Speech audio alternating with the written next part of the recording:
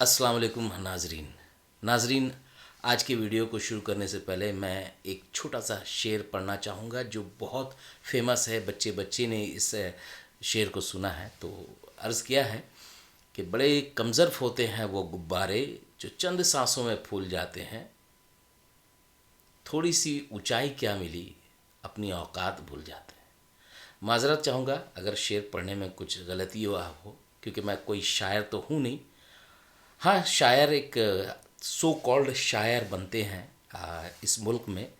आप सब लोग जानते हैं शायर हैं या टायर हैं या कायर हैं, समझ में नहीं आता, इसलिए मैं उनका नाम ले रहा हूँ। मैं नहीं चाह रहा था, लेकिन आज उनका एक वीडियो देखा जो काफ़ी फेमस हो रहा है ट्विटर पर, एक्स पर। और शुभंकर मिश्रा के साथ में उन्होंने एक पॉडकास्ट किया है और कांग्रेस के स्टार प्रचारक हैं इमरान प्रतापगढ़ी। जी हाँ दोस्तों, उसमें वो कह रहे हैं कि उसे ओवैसी साहब झूठ बोल रहे हैं और सरासर झूठ बोल रहे हैं। और उनको उन्होंने जो कहा कि महाराष्ट्र में उनके दो एमएलए के वोट से वो राज्यसभा बने, चूँकि कांग्रेस के पास ऑलरेडी 44 वोट थे तो उन्हें मिल रहे थे तो वो जीत रहे थे। एमआईएम की तो ज़रूरत थी ही नहीं, उन्होंने तो अपने से किया। फिर उन्होंने बाद में इल्ज़ाम लगाया कि शायद एमआईएम ने बीजेपी को वोट किया है और इसका जवाब भी उन्हें चाहिए। वो तो कई झूठ बोलते हैं। एक झूठ उन्होंने ये भी बोला ना कि मैं महाराष्ट्र में उन्हीं के 2 एमएलए के वोट से राज्यसभा पहुंचा। ये बड़ा झूठ। हमारे पास 44 एमएलए थे, हमें 41 वोट की जरूरत थी, हमें 44 के 44 वोट मिले। मुझे आपके वोट की जरूरत नहीं थी, मुझे 44 वोट मिले थे, मैं चुन के आया हूँ। वैसे आपकी पार्टी झूठ बोल रही है? बिल्कुल झूठ बोल रही है, मैं आपके पॉडकास्ट पे कह रहा हूँ। मुझे तो उनसे पूछना है कि आपके वो 2 वोट किसको गए थे, भाजपा को या शिवसेना को? अब वो जवाब दें या ना दें, लेकिन ये सोशल मीडिया का दौर है और सब कुछ इजी तौर पर अवेलेबल होता है। गूगल में आप जाइए, सर्च कीजिए और आपको मिलेगा ये वाला। देखिए, शायद आपको दिख रहा हो तो मैं फिर पढ़ के बताता हूँ। इमरान प्रतापगढ़ी को राज्यसभा उम्मीदवार बनाए जाने के विरोध में महाराष्ट्र कांग्रेस महासचिव ने ऐतराज़ जताया, विरोध किया है। महाराष्ट्र के महासचिव थे आशीष सेलार। उन्होंने कहा था कि ये बाहरी हैं और इनको मतलब उम्मीदवार नहीं बनाया जाना चाहिए कांग्रेस का, और उन्होंने उम्मीदवारी का विरोध किया था।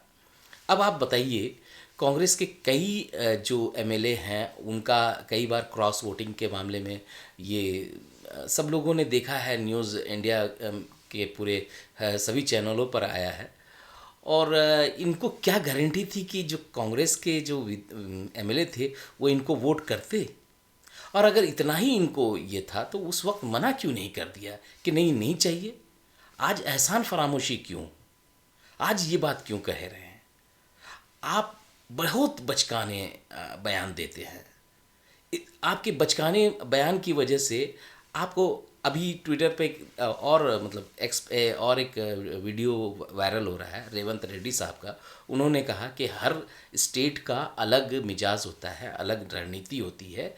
कांग्रेस का तेलंगाना में कुछ और है और बिहार में कुछ और है, तो जगह जगह के हिसाब से वो समर्थन और विरोध होता रहता है, जो भी उनके कहने का मतलब ये था। तो उन्होंने काफ़ी आपको आड़े हाथों लिया है। आप देखिए दोस्तों ये वीडियो। हर राज्य अलग अलग राज्य है, तो अलग अलग राज्य में अलग अलग सोचधारा रहता है। तेलंगाना में जो सोचते बिहार में थोड़ी सोचेंगे। तेलुगु देशम पार्टी आंध्र प्रदेश में मोदी जी के साथ जोड़ा हुआ है, फिर यहां पर क्यों नहीं? यहां पर क्यों नहीं?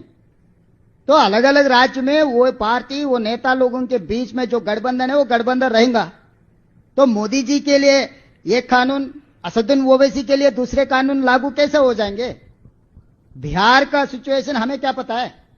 तेलंगाना ऐसा सिचुएशन है, बीजेपी बीआरएस एक तरफ है, कांग्रेस सीपीआई सीपीएम एमआईएम दूसरे तरफ है। ये लड़ाई मोदी केसीआर राहुल गांधी रेवंत रेड्डी बीच में लड़ाई है। जिसने जिसको मदद देना है उधर उधर लकीर मार दिए, उधर वो लोग है, इधर हम लोग है। एमआईएम हमको मदद दिए, तो मदद दिए तो क्यों नहीं लेते? देखा दोस्तों, इमरान प्रतापगढ़ी को उनके ही कांग्रेस लीडर सीएम साहब जो हैं उन्होंने कड़ा जवाब दिया है। इनको इनकी बचकानी हरकतों से बचना चाहिए। इनको राज्यसभा का सदस्य तो बना दिया गया है और मुझे उम्मीद नहीं लगता है कि इनको आगे कंटिन्यू किया जाएगा। अब बेहतर अल्लाह ही जाने, लेकिन इनकी ये जो चमचागिरी है उससे कम इनको बचना चाहिए। कम से कम जिम्मेदार बयान देना चाहिए। अब मैं आपको पढ़ के सुनाता हूँ कि क्या था। अच्छा, एक और बात भी है कि आशीष सिलार के साथ साथ महाराष्ट्र के पूर्व मुख्यमंत्री पृथ्वीराज चौहान जी ने भी विरोध जताया था इमरान प्रतापगढ़ी के नाम पर, क्योंकि वो उत्तर प्रदेश से आए थे, महाराष्ट्र में इलेक्शन लड़ रहे थे। ये जो साहब हैं ये बहुत बाहरी का नारा लगाते हैं कि हैदराबाद से आए हैं, हैदराबाद से आए हैं। अरे कैंडिडेट तो बिहार का है ना भाई, तो फिर हैदराबाद का नाम क्यों ले रहे हैं? वो तो एक प्रचारक हैं, वो तो पार्टी के नेता हैं, वो आएंगे प्रचार करने। मोदी जी भी आते हैं, वो गुजरात से दिल्ली पहुँचे, दिल्ली से अब बिहार में भी आते हैं। सब लोग कहीं ना कहीं जाते हैं। योगी जी बिहार आते हैं और बिहार वाले मतलब उत्तर प्रदेश दिल्ली जाते हैं। तो ये बाहरी का नारा लगाना या इस तरह का आपने प्रोपेगेंडा बनाने की कोशिश की है, तो ये जो आपने जो बयान दिया है वो बहुत ही बचकाना है इमरान प्रतापगढ़ी साहब। अब देखिए क्या कहा था।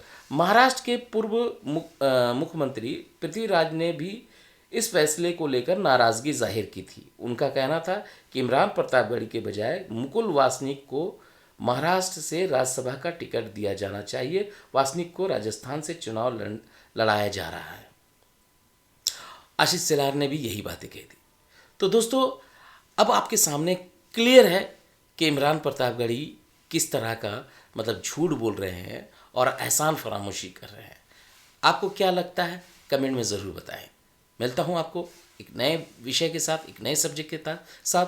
तब तक के लिए अलविदा। अपना ख्याल रखिए। जय हिंद।